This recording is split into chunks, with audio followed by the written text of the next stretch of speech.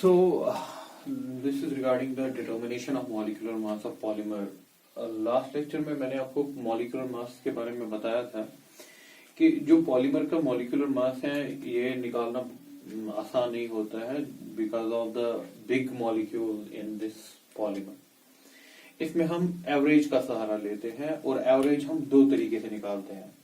एक बोलते हैं molecular mass by number method, number average, और दूसरा होता है molecular mass by weight average. ठीक है, हमने दो मासेस को मैंने पिछले लेक्चर में किया है डिफाइन, उनको कैसे करना है। Now the different methodology, that means different techniques by which we can calculate the molecular mass of a polymer. हम क्या क्या मेथड्स यूज कर सकते हैं पॉलीमर का मॉलिक्यूलर मास निकालने के लिए। हमारे पास सबसे पहला मेथड मैं दिखा रहा हूं यहाँ पर, it is end group analysis या एंड ग्रुप मेथड आप कह सकते हो इसको, एंड ग्रुप मेथड और एनालिसिस। यहां से आप कैलकुलेट कर सकते हो molecular mass. We have so many, हमारे सिलेबस में अलग अलग करके मेथड्स बताए हैं कि हमें कौन कौन से देखने हैं कि जहां से हम मॉलिक्यूलर मास को कैलकुलेट करते हैं। कुछ मेथड्स बहुत ही अच्छे हैं, कुछ में कुछ लिमिटेशंस हैं जो उसको रेस्ट्रिक्ट करता है कि आप हर जगह पे यूज नहीं कर सकते हो। This is the simplest one, that is the end group method. लीजिए फॉर एग्जांपल, देखिए सबसे पहले मैं बताता हूं कि ये हमें कहां यूज होता है।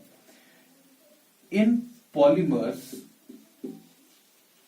Wire the chains, that mean जो पॉलीमर की चेन्स होंगी हैव,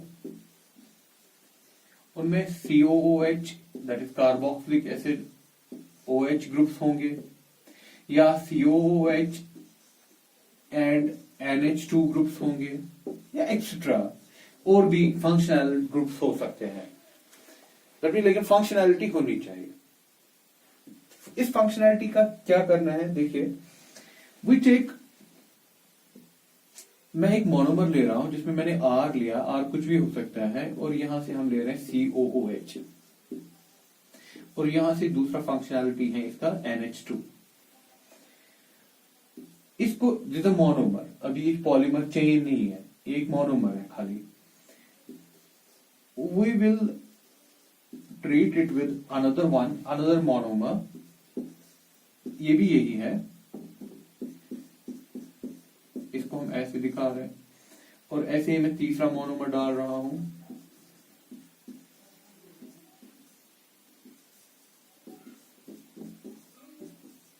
ऐसे ही आप बहुत सारे डाल सकते हो।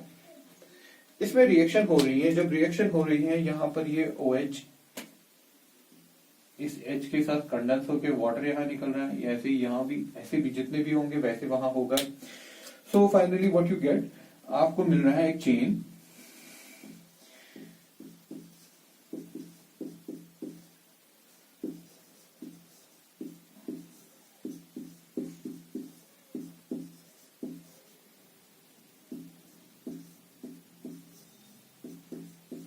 ठीक है, आपको एक चेन मिल रही है जिस चेन के एंड पे एक NH2 ग्रुप है आपके सामने और COOH। ठीक, ये चेन बीच में बहुत बड़ी हो सकती है डिपेंडिंग आपका मोनोमर कितना होगा। दैट मीन फाइनली आपके पास सिचुएशन ऐसे होगी, NH2 एक साइड से होगा, बीच में एक चेन होगी, बहुत सारी चीजें उसमें हैं, और फाइनली यू हैव OH। तो ये हो गया कि ये पॉलीमर चेन है जिसमें फंक्शनैलिटी है, एक साइड से COH ग्रुप है और एक साइड से NH2 है। फंक्शनैलिटी होनी चाहिए। ये एक ही चेन नहीं बनेगी, वहां पर ऐसी बहुत सारी चेन्स बनेंगी OH, जिनकी लेंथ डिफरेंट हो सकती है। जो लास्ट में मैंने आपको कहा था कि पॉलीडिस्पर्सिटी क्या होता है, तो ऐसी हमारे पास चेन्स बन रही है, लेकिन चेन्स के एंड पे फंक्शनल ग्रुप है। देखिए इसी चीज का हम फायदा लेते हैं मॉलिक्यूलर मास निकालने के लिए। व्हाट वी डू, ये जो आपके पास COH है, we know that it's a carboxylic acid. ये जो कार्बोक्सिलिक एसिड है इज एन एसिडिक ग्रुप। इस एसिडिक ग्रुप पे हर किसी चेन पे ये COH है। अगर आप दैट मीन्स टाइट्रेट करोगे इस सोल्यूशन को, दैट मीन्स रिएक्ट करोगे इस सोल्यूशन को बेस के साथ, हम करेंगे OH के साथ। अगर हम इसको बेस के साथ टाइट्रेट करेंगे हाइड्रोक्सिल के साथ, NaOH के साथ, तो वो किसके साथ रिएक्ट करेगा? इसके साथ करेगा, एसिडिक ग्रुप के साथ रिएक्ट करेगा। और अगर आप नॉन मोल्स, आपको पता है कि आपने NaOH के कितने मोल्स लिए, तो आपको पता चल जाएगा कि वहां पर COOH के मोल्स कितने हैं। तो आपको पता चल जाएगा कि वहां पर जो चेन्स है ना, उनके कितने मोल्स हैं। देखो भाई, अगर यहाँ पर 3 चेन्स हैं, 3 चेन्स में 3 COOH हैं, तो मुझे कितने OH चाहिए यहां से इनको रिएक्ट करवाने के लिए? मुझे 3 OH चाहिए। सो जितने भी इनके मोल्स होंगे, चेन्स के मोल्स, क्योंकि चेन के एंड पे COH है, जितने भी चेन्स के मोल्स होंगे उतने ही OH आपको यूज होंगे। और OH आप यूज कर रहे हो, आपको पता है कि हम कितना OH ले रहे हैं, तो आपको टाइट्रेशन करनी है, जैसे नॉर्मल एसिड बेस टाइट्रेशन करना है, तो आपको पता चल जाएगा कि कितना OH यहाँ यूज होगा। You know the moles of OH, you can get the moles of COOH, and the moles of COOH is same as that of the chains, number of moles of chains। तो आपको number of moles of chains निकालना है। तो आपने जब number of moles chains के निकाले, उसके बाद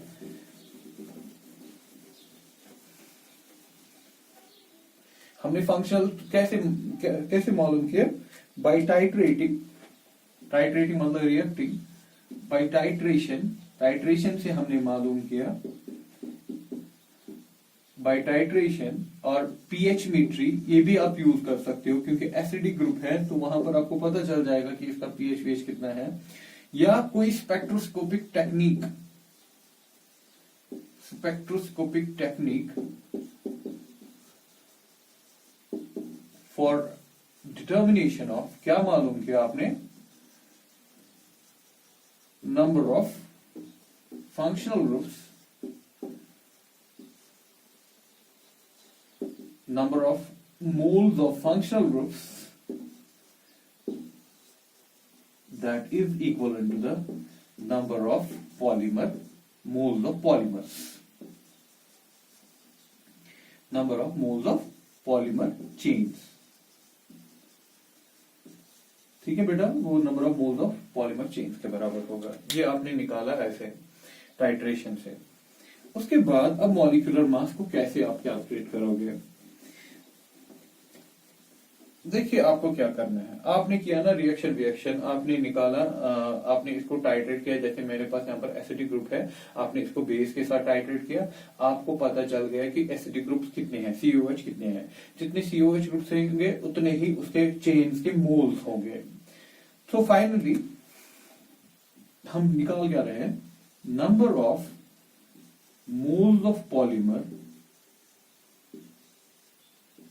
पर ग्राम, पॉलीमर लिखिए या पॉलीमर चेन्स लिखिए, पर ग्राम। वो कैसे निकलता है? Number of moles of polymer chains, वो किसके बराबर था? जो आपने ऊपर निकाला वो बराबर था number of moles of functional groups, जो वहां पर फंक्शनल ग्रुप्स थे। Functional group divided by mass of sample, mass of sample। That means जो आपने ऊपर निकाला ना number of polymer moles of polymer chains, उसको डिवाइड कीजिए कि इस सैंपल का वेट कितना है। ऑब्वियसली जब आपने रिएक्शन की होगी तो वहां पर वेट भी आपके पास होगा, आपने सैंपल जो बनाया उसका वेट देखना है। जब आप उसको मास डिवाइड करोगे तो आपको मिल जाएगा क्या? Number of moles of polymer chains पर ग्राम, एक ग्राम में कितने मोल्स हैं वो आपको मिल जाएगा। ठीक है, उसके बाद देखिए हम कौन सी फॉर्मूला इसमें यूज करेंगे। दिस इज जनरल फॉर्मूला जो मोल्स में आप यूज करते हो नंबर ऑफ मोल्स कैलकुलेट करने के लिए। नंबर ऑफ मोल्स जिसको N बोला जाता है, ठीक। Number of moles is equal to weight divided by molecular weight. Number of moles is equal to weight divided by molecular weight. So इसको हम W से रखेंगे, इसको हम मॉलिक्यूलर वेट रखेंगे M। अब मैं ऐसे भी लिख सकता हूं इसको, M is equal to W by N। ठीक, तो M क्या है? मॉलिक्यूलर मास, मॉलिक्यूलर वेट और मॉलिक्यूलर मास, तो वो तो मुझे चाहिए। सो मैं लिख सकता हूं ना ऐसे, M that is the molecular मास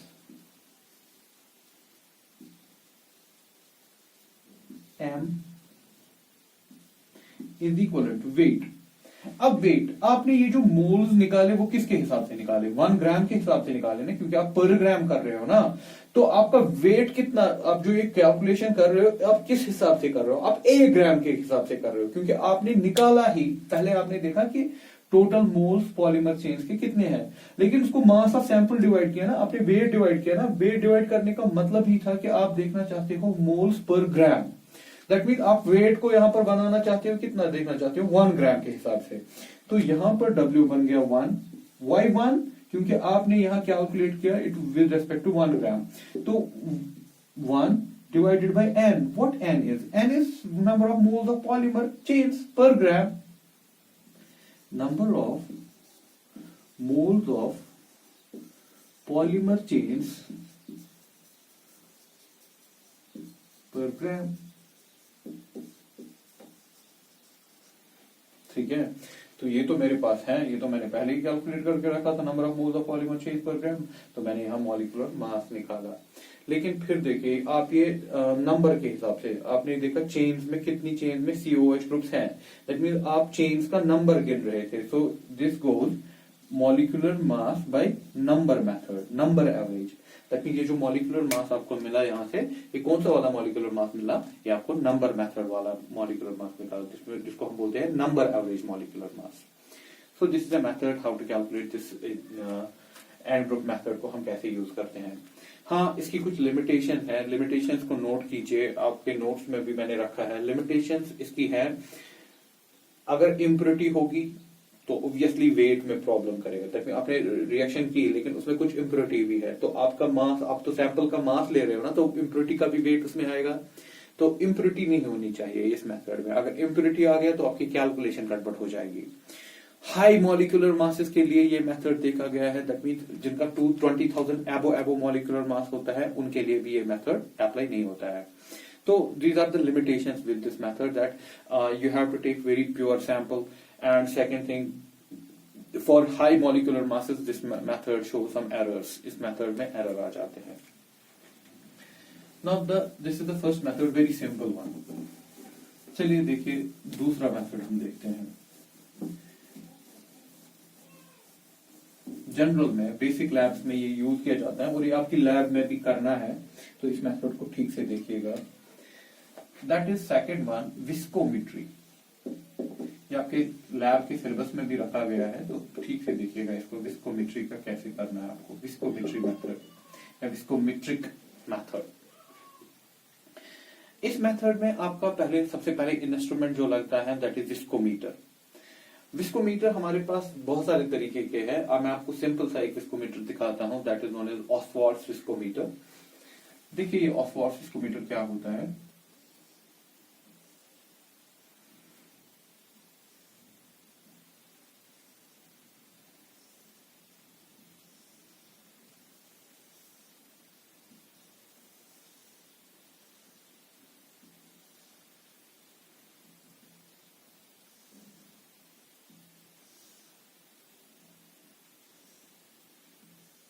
गिलास का एक ट्यूब, जिसमें बीच में थोड़े से बल्ब्स भी हैं।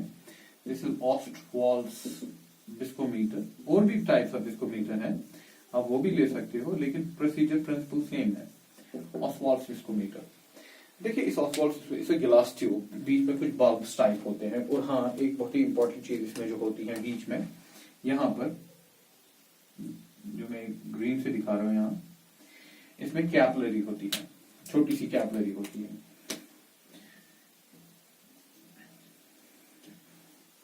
इसमें आप कैपिलरी इसमें देखोगे, बीच में इसमें कैपिलरी होती है, बहुत पतली सी कैपिलरी होती है। नाउ व्हाट वी डू, हम बनाते हैं सॉल्यूशन, क्योंकि हमें विस्कोमेट्री से मॉलिक्यूलर मास निकालना है पॉलीमर का।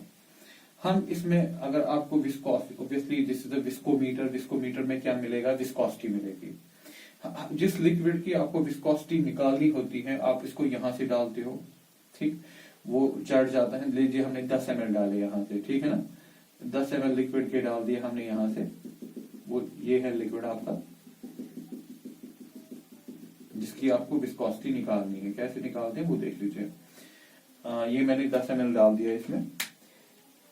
ये कैपिलरी के जनरली नीचे ही रहता है 10 ml जब आप डालते हो।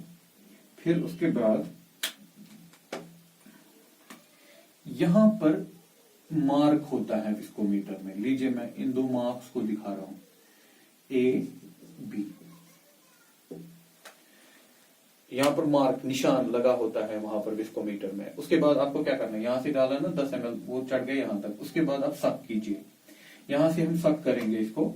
जब हम इसको सक करेंगे, व्हाट वी डू, ये चढ़ जाएगा इसके ऊपर और ये चढ़ जाएगा यहाँ से। दैट मीन ये इस कैपिलरी के थ्रू, इसमें टाइम लगता है, ये चढ़ जाएगा, फाइनली इस बल्ब में भी आ जाएगा, फाइनली आपका चढ़ जाएगा यहाँ पर। जब आप प्रेशर लगाओगे तो ऑब्वियसली ये चढ़ जाएगा। आप सक कर रहे हो इसको, फाइनली आप सक करके छोड़ोगे इसको। ये लीजिए फॉर एग्जाम्पल ये लिक्विड यहाँ से यहाँ तक चला, फिर आपने छोड़ दिया सक करना।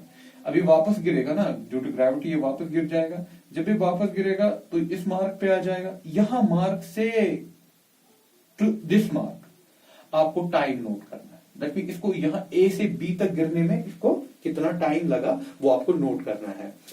बस टाइम आपको नोट करना है। सबसे पहले क्या करना है, लिक्विड जिसका आपको विस्कोसिटी निकालना है उसको डाल दिया, ठीक, डाल दिया ना इधर, वो आ गया यहां तक। उसके बाद इसको सक करना है, यहां से सक करके ए के ऊपर ऊपर तक चढ़ाना है। ए के ऊपर तक चढ़ गया ना, फिर इसको छोड़ दीजिए, फिर ये नीचे गिरेगा वापस। जब ये वापस नीचे गिरेगा आप टाइम नोट कीजिएगा, इसको गिरने में कितना टाइम लगता है ए से बी तक पहुंचने में। ए से बी तक आपने टाइम नोट किया, आपका काम हो गया।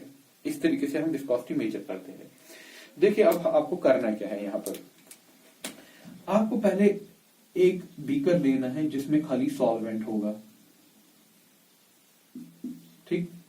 दूसरा बीकर जिसमें आप पॉलीमर सॉल्यूशन बनाओगे, इसी सॉल्वेंट में, जो यहां से सॉल्वेंट लिया उसी सॉल्वेंट में इसका सॉल्यूशन बनाना है। लीजिए 1% लिया, 1% मतलब होता है 1 ग्राम इन 100 ml solution, 100 ml of solution. 1 ग्राम लेना है, ऊपर से टोटल बनाना है 100 ml बनना चाहिए। ऐसे ही आपने पॉलीमर का दूसरा सोल्यूशन, इसी पॉलीमर का जिसका आपको निकालना है ना मॉलिक्यूलर वेट, उसी का 2% लिया है। या 2% बनाना कितना आसान है, 2 ग्राम लिया, टोटल 100 ml बनना चाहिए। ऐसे ही 3%, ऐसे ही 4%, आप 2-4 कॉन्सेंट्रेशन इसकी बना रहे हो। जरूरी है 1, 2%, 3%, कोई 5%, 6% ऐसे भी बना सकता है, ठीक है। सो मेन कहने का मतलब है पहले सॉल्वेंट रखना है, उसके बाद 4-5 कॉन्सेंट्रेशन आपको बनानी है, ठीक।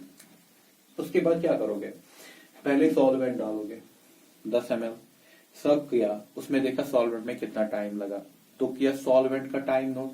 इसके बाद 1% का वैसे ही डाला, फिर से नोट किया, ए चढ़ा दिया, फिर ए से बी तक कितना टाइम लगेगा, हो गया ए, इसके लिए, इसके लिए। ऐसे ही हम हर किसी के लिए टाइम नोट करेंगे, ठीक है बेटा, हो गया ना टाइम नोट। उसके बाद देखिए अब हम थ्योरी पार्ट इसका देखेंगे। ये तो हो गया एक्सपेरिमेंटल पार्ट। अब थ्योरी पार्ट देखिए हमें मॉलिक्यूलर मास कैसे निकलेगा। सबसे पहले आप निकालिए relative viscosity. Relative viscosity, relative viscosity कैसे निकलेगी, यू हैव टू, देखिए मैं लिख रहा हूं रिलेटिव, REL, रिलेटिव विस्कोसिटी। ये निकलेगा आपको viscosity of solution divided by viscosity of solvent. किस, फॉर एग्जांपल इसकी निकाल रहे हो 1%, इसकी अपनी विस्कोसिटी होगी ना, divided by the viscosity of solvent. वो कैसे निकलेगा, वो विस्कोसिटी कैसे निकलेगा, आपको विस्कोसिटी पे कुछ नहीं करना है, आपको टाइम देखना है। Time divided by T not, this is relative viscosity. What this N is, viscosity of solution. 1% की देख रहे हो, 2% की देख रहे हो, वैसे ही अलग अलग viscosity of solution. And what this is N naught, viscosity of solvent. इन दोनों को डिवाइड किया तो वो रिलेटिव विस्कोसिटी। तो जब इसकी विस्कोसिटी इसके साथ डिवाइड हो गई, इसकी रिलेटिव विस्कोसिटी, ऐसी ही दूसरी इसकी रिलेटिव विस्कोसिटी, तीसरे पर इसकी रिलेटिव विस्कोसिटी, हर किसी की रिलेटिव विस्कोसिटी आप अलग अलग से निकाल सकते हो। टी आपको विस्कोसिटी तो डायरेक्टली निकलती नहीं, आपको तो टाइम निकलता है। टी क्या है, टाइम टेकन बाय सॉल्यूशन। क्या टेकन, ए से बी तक गिरने में कितना टाइम लगा, time taken by solution. T not, time taken by solvent. तो आपके पास एक्चुअल में तो टाइम है, टाइम टेकन बाय सॉल्वेंट। क्योंकि ऑब्वियसली जब हम सॉल्वेंट में पॉलीमर डालेंगे, पॉलीमर से उसकी विस्कोसिटी चेंज हो जाएगी, इंक्रीज होती है। हेवी बड़ा मॉलिक्यूल होता है तो उसकी विस्कोसिटी जो है वो चेंज होगी। विस्कोसिटी होती है मेन एक लेयर दूसरे लेयर पे कैसे, एक लेयर लिक्विड की दूसरे लेयर पे कैसे चलती है। अब जब बीच में बड़ा मॉलिक्यूल आ गया तो इसको चलने में प्रॉब्लम होती है, तो हम बोलते हैं कि इसकी विस्कोसिटी बढ़ गई। तो ऐसे ही आपने टाइम हर किसी में नोट करके रखा है, आपने देखा time of solution divided by the time of solvent, you get the relative viscosity. तो आपके पास जरा मुझे बताइए रिलेटिव विस्कोसिटी कितनी आएगी। एक आएगी जब आप इसको इसके साथ डिवाइड करोगे, दूसरा आएगा इसके साथ, तीसरा आएगा इसके साथ। दैट मीन जितने आपने सॉल्यूशंस बनाए होंगे उतनी आपके पास डिफरेंट रिलेटिव विस्कोसिटी आएगी। निकालना बहुत आसान है, आपको टाइम देखना है। तो आ गया ना आपको रिलेटिव विस्कोसिटी। रिलेटिव विस्कोसिटी के बाद आप आइए दूसरी विस्कोसिटी पे, जिसको हम बोलते हैं specific viscosity.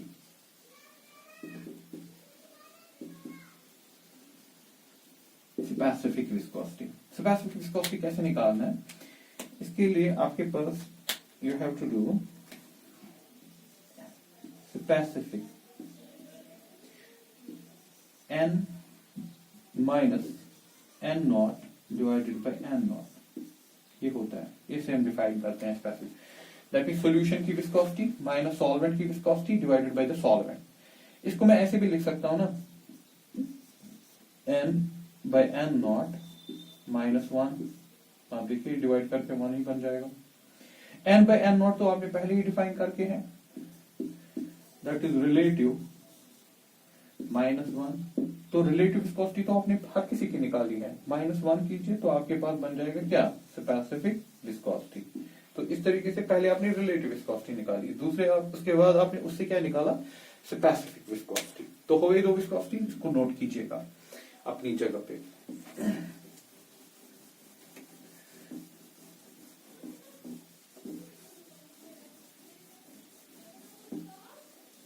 Now after that जब आपके पास स्पेसिफिक विस्कोसिटी भी आ गया, what you go for another viscosity. हम बहुत सारी विस्कोसिटीज क्यों आ रहे हैं, इसके पीछे भी वजह है। We take another viscosity that is reduced viscosity. एक और विस्कोसिटी निकालने जा रहे हैं, reduced viscosity. What this reduced viscosity is, this is n specific divided by concentration. आपने हर किसी में निकाला ना, इसका निकाला, इसका स्पेसिफिक कितना है, इसका 2% का स्पेसिफिक कितना है, स्पेसिफिक विस्कोसिटी 3% का स्पेसिफिक विस्कोसिटी, 4% का विस्कोसिटी, स्पेसिफिक विस्कोसिटी। हर किसी को अपनी अपनी कॉन्सेंट्रेशन डिवाइड कर दीजिए। जब आप कॉन्सेंट्रेशन डिवाइड कर देंगे ना, तो आपके पास जो विस्कोसिटी मिलेगी that is known as reduced viscosity. आएगा ना निकालना, आपने पहले रिलेटिव निकाला, रिलेटिव से आपने निकाला स्पेसिफिक, स्पेसिफिक को कॉन्सेंट्रेशन, दैट मीन इसका कुछ स्पेसिफिक होगा ना, डिवाइड कीजिए इसकी कॉन्सेंट्रेशन 1%, इसकी कॉन्सेंट्रेशन 2%, 3%, 4%। तो ऐसे ही आप रिड्यूस्ड विस्कोसिटी निकाल रहे हो। उसके बाद क्या करना है, प्लॉट दिस n स्पेसिफिक या n रिड्यूस्ड। अब पता ही n रिड्यूस्ड कैसे निकालना है, n रिड्यूस्ड वर्सेस कॉन्सेंट्रेशन। हर किसी की अपनी अपनी है कॉन्सेंट्रेशन, आपको पता है 1%, 2%, 3%, 4% जो भी आपने लिया होगा। इसको प्लॉट कीजिए, ये n रिड्यूस्ड बाय किसके बराबर था, n स्पेसिफिक बाय c, वो तो आपको पता है। इसका ग्राफ लीनियर पड़ता है, जब आप इसके बीच में प्लॉट करोगे ना, ये ग्राफ आपको लीनियर पड़ेगा। इसीलिए आप इधर आना चाहते थे, ताकि आपके पास ऐसी टर्म हो जाए ये लीनियर पड़े। ये लीनियर ग्राफ पड़ गया। मैंने जब इनको आपस में जोड़ दिया तो ये एक स्ट्रेट लाइन बन रही है।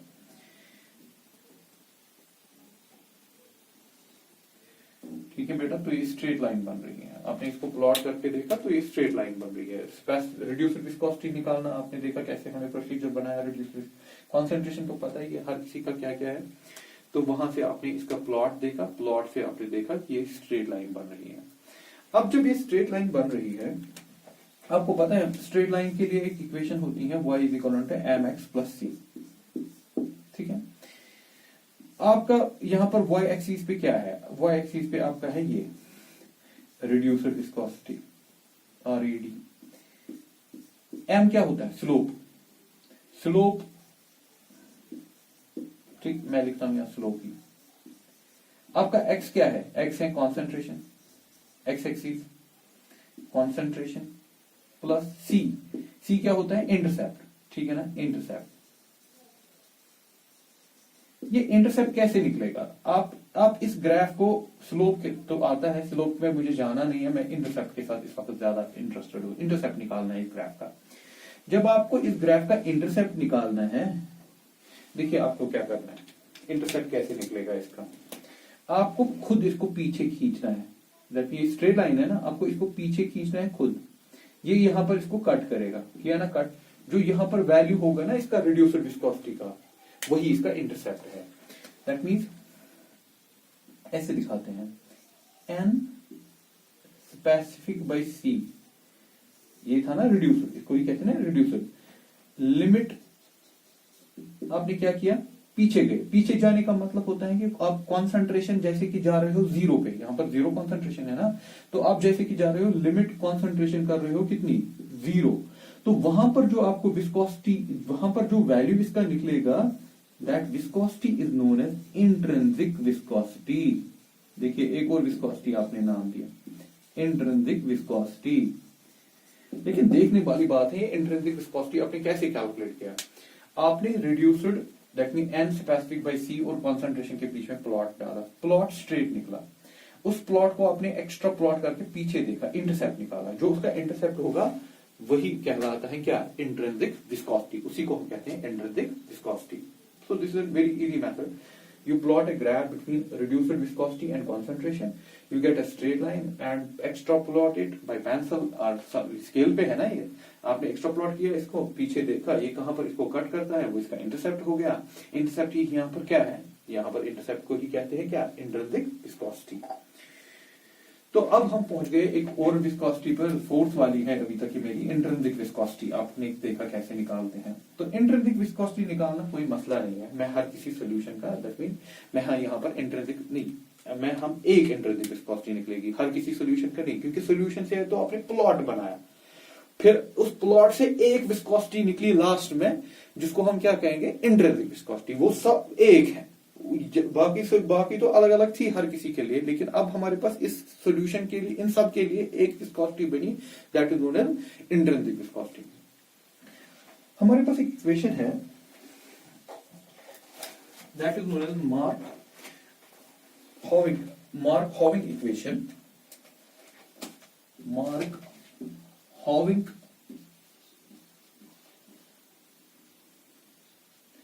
मार्क-हॉविंग equation HOU,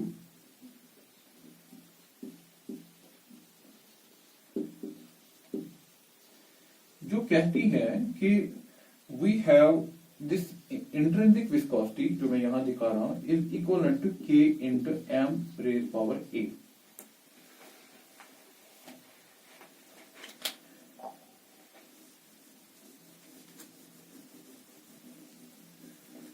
This is an equation. This is intrinsic viscosity.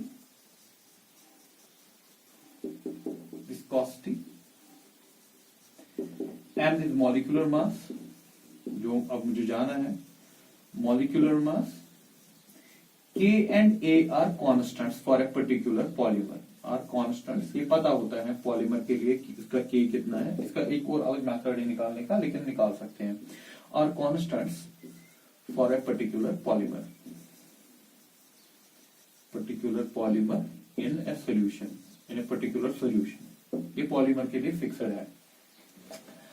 अब क्या मैं इस इक्वेशन को ऐसे लिख सकता हूं, जरा देखिए, MAN डिवाइडेड बाई K, कर सकते हैं ना। हाँ, अगर मैं लॉगरिथम स्केल पे देखूं, लॉगरिथम पे हम ऐसे लिखेंगे इसको, log m raise power a is equal to log, दोनों साइड से लॉग ले रहा हूं, ठीक। m क्या है, मॉलिक्यूलर मास, जो मुझे निकालना है। n क्या है, इंट्रिंसिक विस्कोसिटी। वो आप इस मेथड से, जो मैं पीछे मेथड दिखा रहा था, उसमें आपने देखा लास्ट में इंट्रिंसिक विस्कोसिटी को कैसे निकालना है।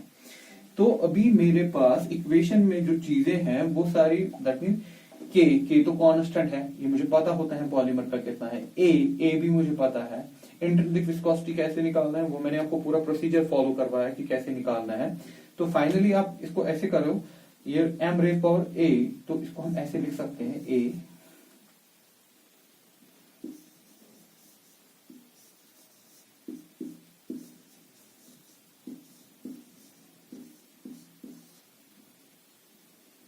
हाँ, ये यहां पर ऐसे बनेगा a, ये नीचे आएगा ऐसे, ठीक है।